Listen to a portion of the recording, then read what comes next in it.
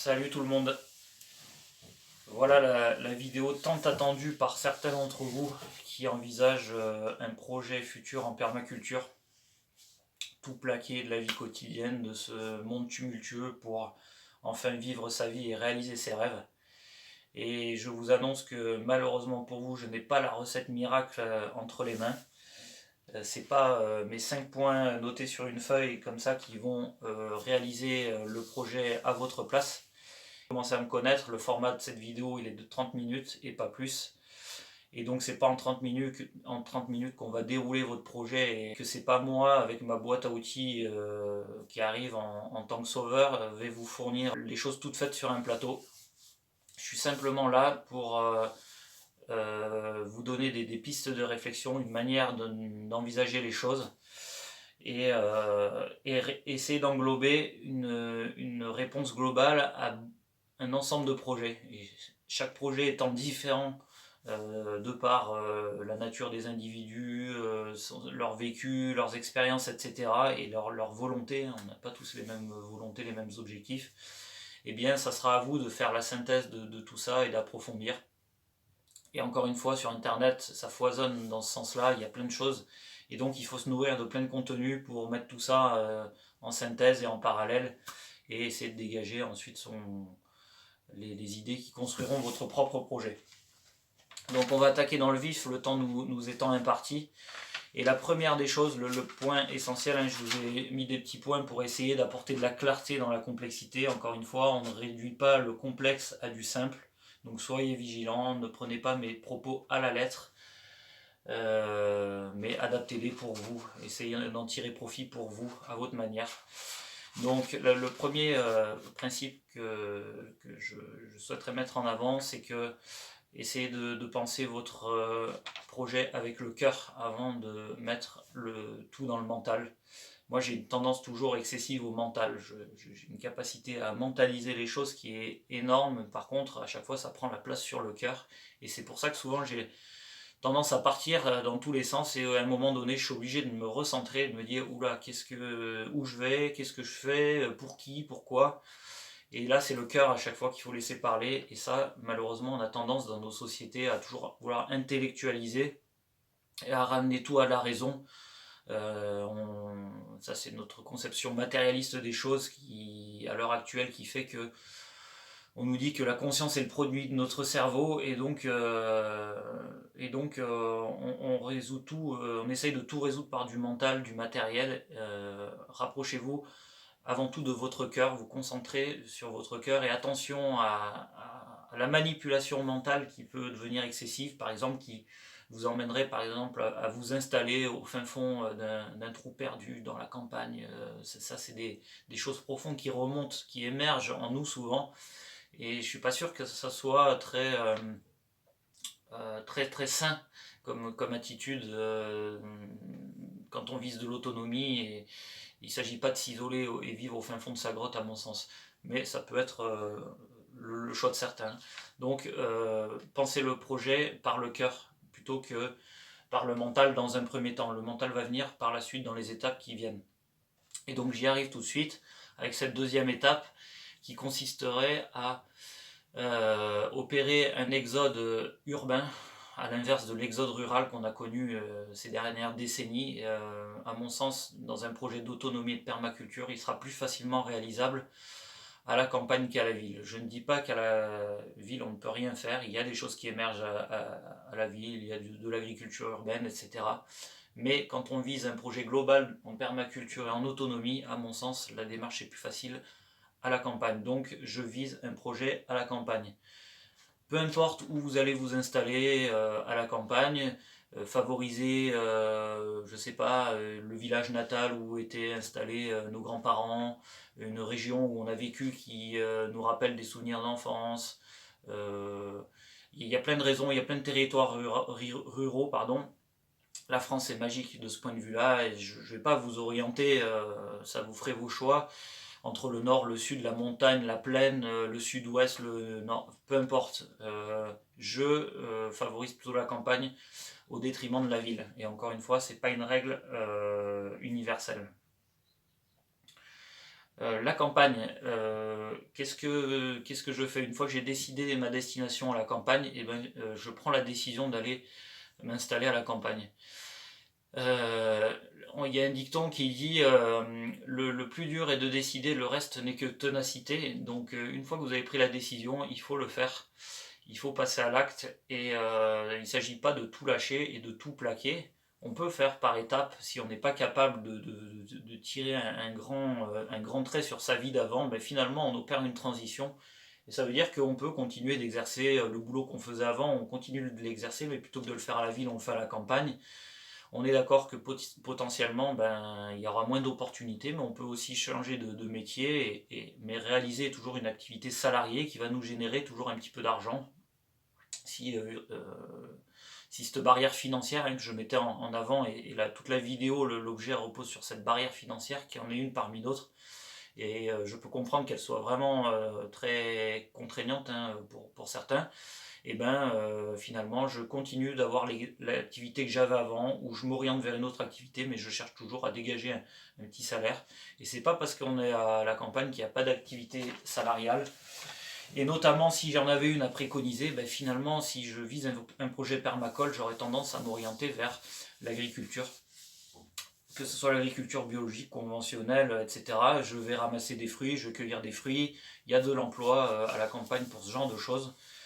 Les agriculteurs recherchent de la main-d'œuvre, et même s'ils ont recours à de la main-d'œuvre étrangère, je pense que vous n'aurez pas de difficulté à trouver un boulot dans ce sens-là.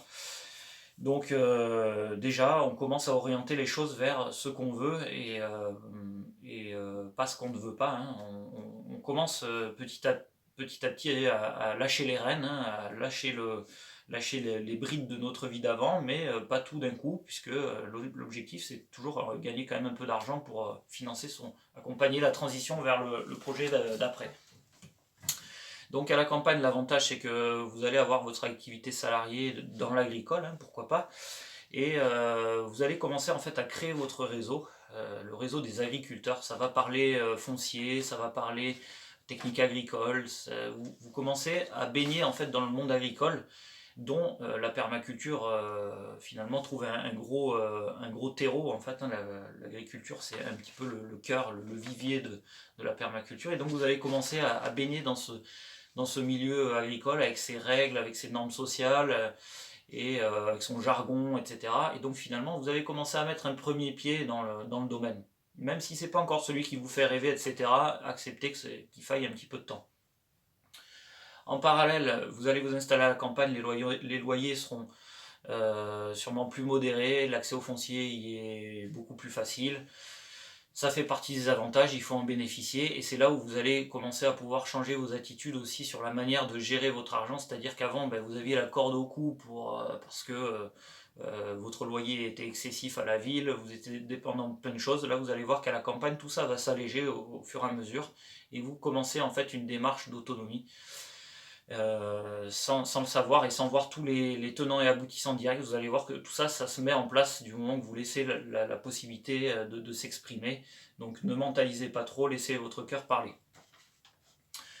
À la campagne, vous allez, de par votre volonté de vous intégrer, commencer à tisser du lien envers les agriculteurs, envers des associations locales envers lesquelles vous allez vous impliquer, envers les petits commerçants chez lesquels vous allez remettre les pieds et vous allez vous faire connaître. Hein, et même si vous ne prenez pas les devants, vous allez voir que ça se fait naturellement quand on est nouveau dans un village. On parle de vous, on sait que vous êtes un nouvel arrivant, vous êtes un néo-rural, etc. Vous avez une étiquette qui n'est pas toujours très glorieuse, mais de toute façon ça fait partie du lot, il ne faut pas lutter contre ça, il faut œuvrer pour ce dont vous voulez, sans arriver avec la science infuse et vouloir tout remettre en question. Et surtout, voyez l'aspect qu'en étant généreux, jovial, poli, cordial, et en montrant votre esprit d'ouverture aux autres, vous allez être accepté et vous allez véhiculer une bonne image de la personne qui arrive de la ville et qui vient s'installer vers la campagne. Et ça, c'est très important d'arriver en bon terme et de tisser des relations favorables, parce que l'effet inverse est complètement délétère, et malheureusement ça arrive aussi, je pense. Et vous verrez que, enfin vous verrez, j'espère pas pour vous, mais ça ne tient qu'à un fil, hein. On a traversé ces périodes-là aussi, donc c'est pas l'objectif de rentrer dans le détail de ça. Ça marche dans les deux sens, mais sachez que l'attitude tient beaucoup à vous. Il ne faut pas toujours incriminer les autres. Voilà, c'est ça que je voulais vous dire. Je me mets en lien avec la mairie, je prends un rendez-vous avec le maire, j'explique mon projet avant de prendre une décision finale, à savoir de s'installer sur cette commune où j'ai choisi de réaliser pour l'instant une activité salariée.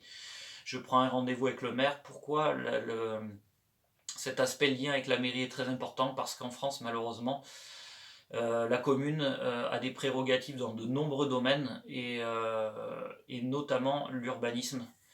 Et en ce sens, l'urbanisme, vous n'allez pas pouvoir déroger beaucoup aux règles en place. Alors, on verra qu'il y a quand même des solutions. Mais en gros, c'est une des premières choses dans un projet d'installation à prendre en compte, et c'est le maire qui a ces prérogatives-là. Et si en gros vous arrivez avec un truc qui est complètement déjà à côté de la plaque et que le maire il vous dit c'est niette, et ben vous savez que ça va être très compliqué de poursuivre quoi que ce soit. Il va peut-être falloir envisager un revirement, c'est-à-dire accepter que finalement c'était pas le bon endroit, pas le bon moment, etc. Pas la bonne personne, etc. Il y a plein de cas comme ça où on voit des projets qui s'arrêtent à ce stade-là parce que ça n'a pas passé les barrières de l'urbanisme. Et vous savez qu'on est un pays où la réglementation elle foisonne et l'urbanisme il n'échappe pas à tout ça. Il est fourni en règles qui sont très très dures à manier dans le domaine de la permaculture, parce que la permaculture elle s'accommode très mal de ça malheureusement. Mais des fois on peut y déroger, des fois on peut pas y déroger, ça il faut l'envisager et le mettre carte sur table, je dirais, avec les élus locaux et avec le maire.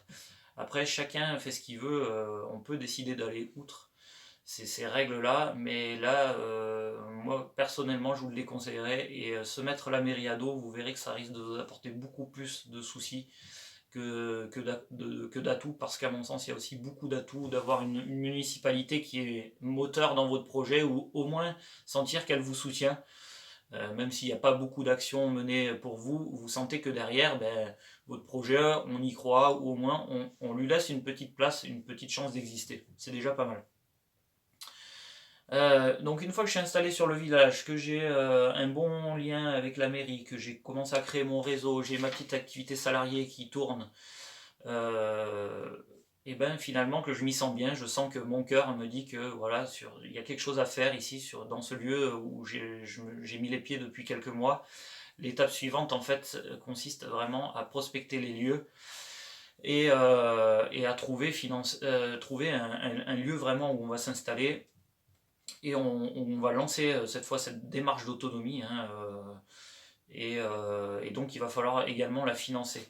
Donc c'est là que les choses prennent une tournure différente, parce que finalement comment dire, quand on est locataire, on a une forme de liberté, on n'a pas beaucoup d'attaches, etc. Du moment qu'on va faire une démarche de s'installer et qu'on va devenir propriétaire, j'aime pas trop ce mot parce que ça soulève plein de choses, mais qu'on va en gros s'autonomiser sur un terrain, et ben là il va y avoir des démarches qui sont plus poussées et qui nous engagent plus, qui en gros sont plus contraignantes en termes d'implication et d'actes. Et donc on va passer en fait dans la phase je finance mon projet. Dès lors que j'aurai trouvé en fait le lieu le point de chute définitif, qui peut être un terrain, qui peut être une ancienne exploitation agricole, une ancienne ferme, qui peut être voilà, tout simplement un petit terrain agricole dans un premier temps. Et en gros, si j'avais quelque chose à vous recommander, c'est de partir très petit. Pourquoi partir très petit? C'est tout simplement que si jamais votre projet il capote, vous misez petit, vous perdez petit. Pas beaucoup à entretenir, parce que on est toujours dans cette démarche où finalement vous allez garder un pied dans le salariat, et donc vous n'aurez pas beaucoup de temps pour vous occuper de faire pousser vos légumes, d'entreprendre peut-être de construire quelques installations sur votre terrain, etc. Pourquoi choisir petit? Parce que vous aurez probablement la possibilité du coup de vous passer d'un recours à l'emprunt, ou du moins si vous faites un emprunt, ça sera un tout petit emprunt, mais dans une logique permacole, finalement, le but, ça serait toujours, de par son mode de vie, d'arriver à réduire ses dépenses, de générer un tout petit peu de surplus, et à chaque fois que j'ai du surplus disponible, je me pose la question, voilà, j'ai cette petite épargne qui est disponible, qu'est-ce que j'achète? Est-ce que j'achète un vélo? Est-ce que j'achète une fourgonnette? Est-ce que j'achète une installation solaire? Est-ce que j'achète une caravane, du matériel? Est-ce que... je ne sais pas, il y a tant de réponses possibles. Mais en gros, c'est j'attends d'avoir l'argent pour financer ce que je veux. Euh, Maintenant, si vous voulez avoir recours à l'emprunt, mais ayez recours à l'emprunt ou à des subventions, mais sachez que vous serez toujours redevable et que vous aurez toujours ce couperet qui va être en dessus de vous et qui risque, à mon sens, de vous fausser la prise de bonnes décisions, parce que vous allez réfléchir en termes de... vous allez réfléchir en gros, avec le pistolet sur la tempe. Et donc, est-ce qu'on est à même de bien réfléchir quand on a un pistolet sur la tempe? Je sais pas. À mon avis, on a une pression qui fait qu'on peut vite avoir prendre des décisions qui sont pas rationnelles. Donc je m'installe sur un petit lieu, voilà, dans un premier temps. Et quand je parlais de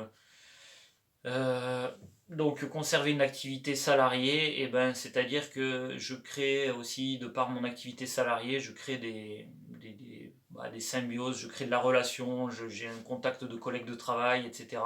Tout ça va devenir moteur dans mon projet.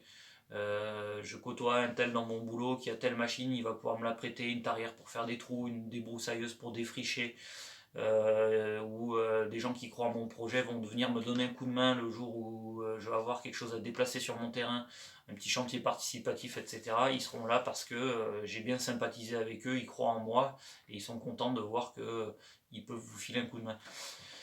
En tirant pas un trait sur tout comme ça d'un coup, finalement, la pression elle est moindre.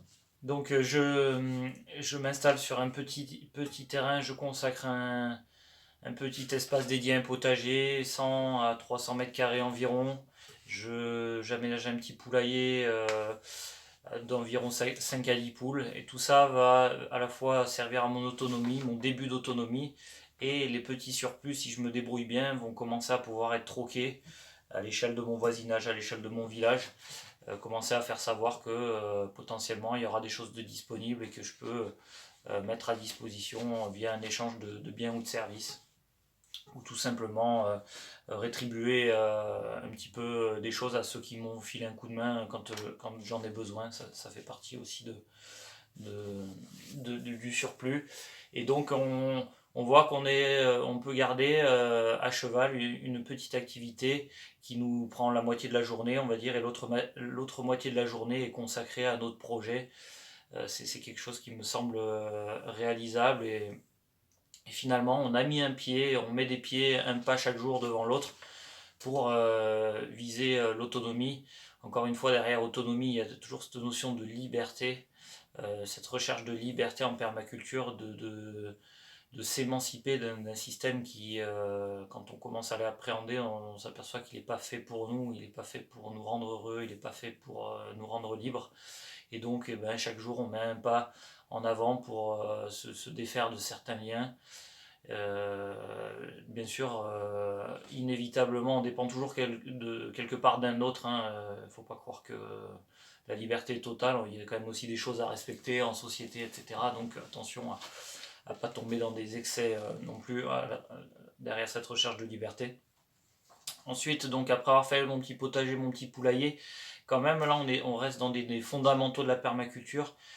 Toujours avoir une petite activité de niche, ça me semble important, c'est-à-dire quelque chose qui va se démarquer sur un territoire, une petite activité, un petit savoir-faire qu'on a précieusement et qui va permettre d'offrir un petit plus sur le territoire. Je m'entends par si tout le monde fait a des poules et tout le monde fait des légumes, finalement ça devient plus quelque chose échangeable puisque tout le monde en a. À la campagne, on sait que déjà le recours à son potager, il y en a beaucoup qui l'ont. Donc en termes d'autonomie, c'est bien. Par contre, dès lors qu'on veut troquer ou vendre du surplus, ben, ça peut coincer, hein. On n'a pas les mêmes débouchés qu'à la ville. C'est un peu les inconvénients de la campagne, malheureusement c'est comme ça. Une petite activité très spécifique ou un savoir-faire bien particulier, je sais pas, moi ça peut être faire de la poterie, faire des soins thérapeutiques, ou encore une activité agricole vraiment assez spécialisée qu'on ne trouve pas ailleurs. Et ben, finalement ça peut être un petit plus et commencer à l'exercer, à la mettre à profit, ça peut être pas mal. Et donc en parallèle, je continue finalement à générer des petits revenus de par une activité salariée, de par que je réalisais avant ou dans l'agriculture, hein, puisque voilà, comme je vous disais, on commence déjà à mettre un pied dedans.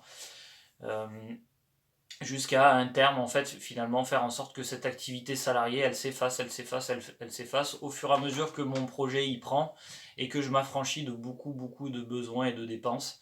Et au final, bah, le tout, c'est toujours de trouver un équilibre là-dedans et chacun le construit à sa manière, à la vitesse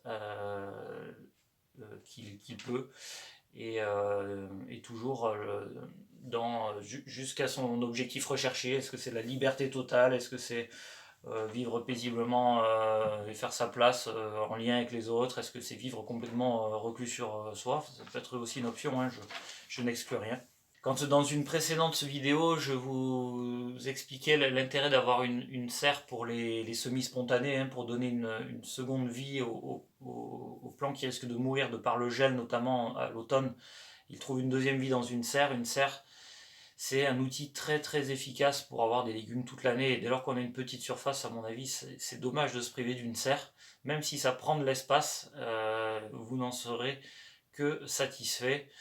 Je mets de côté les problèmes écologiques, les problèmes de ressources. C'est vrai que c'est un énorme piège à insectes aussi. Enfin bref, il y a plein de choses qui font que la serre, ça peut être décrié d'un point de vue écologique, etc. C'est un petit budget aussi, hein, de départ, hein, ça c'est clair, mais vous le retrouverez forcément quelque part. On est toujours dans cette question. J'achète, qu'est-ce que j'achète et qui va être vite rentabilisé? Qu'est-ce que j'achète pour faire des économies plus tard? Par exemple, quand on achète une petite installation solaire, ça a un coût au départ, mais le but c'est ensuite de faire des économies, c'est-à-dire encore alléger vos besoins et vous rendre par la même occasion autonome. Ben, une serre, c'est un petit peu la même chose. C'est j'investis au départ, mais derrière, je vais avoir des légumes toute l'année. Je vais produire beaucoup plus.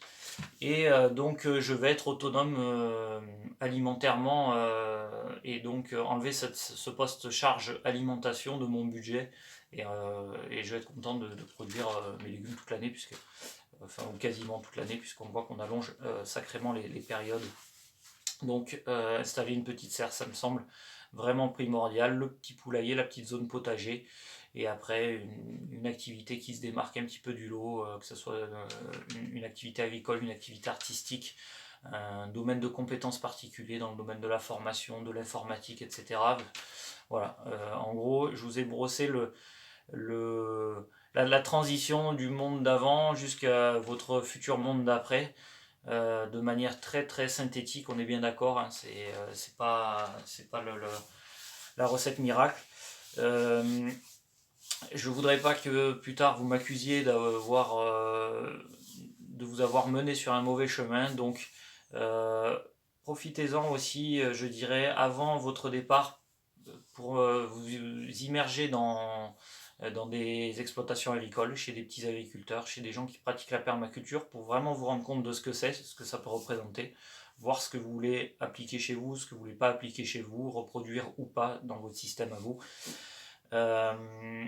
Et ça peut se réaliser aussi quand vous êtes installé sur votre futur lieu d'installation, aller à la rencontre des gens pour créer du lien, pour favoriser l'émergence d'opportunités, c'est-à-dire essayer de trouver du foncier et quand si vous n'allez pas de l'avant et que vous ne vous mettez pas en relation, je ne dis pas qu'il faut aller de manière opportuniste chez les gens et je veux un terrain, je veux ci, je veux là, mais créer du lien, être patient et faire confiance en la vie et tout se déroulera à merveille. On viendra sur les aspects plus psychologiques, les barrières plus psychologiques dans la réussite ou dans l'échec d'un projet, hein, on verra que ça peut dépendre de barrières mentales qu'on se met, des biais, etc. Et donc ça, on dirait qu'il y a tout un volet de développement personnel pour laisser son mental de côté, pour faire face à ses peurs, etc. Et il y a peut-être une dimension aussi plus spirituelle qui est de l'ordre de notre conception de la vie, de faire confiance en l'avenir, faire confiance dans la vie pour mettre en place des mécanismes et vous le rendre.